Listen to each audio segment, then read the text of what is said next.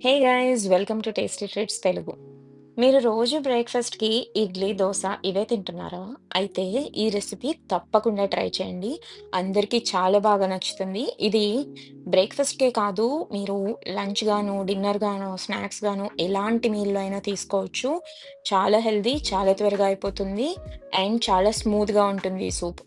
దానికోసం ముందుగా ఒక పాన్ తీసుకొని కొద్దిగా ఆయిల్ వేసి అందులో జీలకర్ర, ఇంగువ వేసి వేగిన తర్వాత కట్ చేసి పెట్టుకున్న ఉల్లిపాయ ముక్కలు, ఇంకా తురుముకున్న క్యారెట్ కూడా వేసుకొని పచ్చివాసనంతా పోయేంత వరకు బాగా మగ్గించుకోవాలి. ఇప్పుడు ఒక గిన్నెలో రాగి పిండి, బటర్ మిల్క్, ఇంకా సాల్ట్ వేసి బాగా కలుపుకోవాలి. తర్వాత దాన్ని కూడా పాన్‌లో వేసుకొని వెంటనే గరిటెతో బాగా మిక్స్ చేస్తూ ఉండాలి.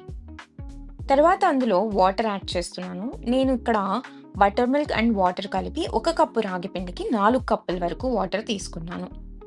ఇది లంప్స్ లేకుండా బాగా కలిపిన తర్వాత దానికి మూత పెట్టి ఒక 2 నిమిషాలు బాగా మగ్గిస్తే కొంచెం కన్సిస్టెన్సీ థిక్ అవుతుంది. మూత తీసిన తర్వాత అందులో మిరియాల పొడి వేస్తున్నాను. మీకు కావాలంటే క్యారెట్‌తో పాటు చిల్లీస్ కూడా వేసుకోవచ్చు. తర్వాత దాన్ని ఇంకొక 2 నిమిషాలు బాగా మగ్గిస్తే ఇంకా పచ్చివాసనంతా పోతుంది. మీకు ఇంకా పచ్చిగా ఉందని డౌటొస్తే అందులో ఇంకొంచెం నీళ్లు వేసుకొని ఒక 2 నిమిషాలు ఎక్స్‌ట్రా మగ్గించుకోండి.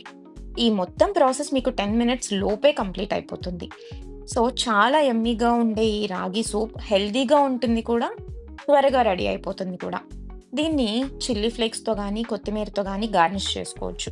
మీకు కావాలంటే ఇందులోనే స్వీట్ కార్న్ కానీ, ఉడికించిన బఠానీ కానీ, ఫ్రోజన్ బఠానీ కానీ ఏదైనా యాడ్ చేసుకోవచ్చు.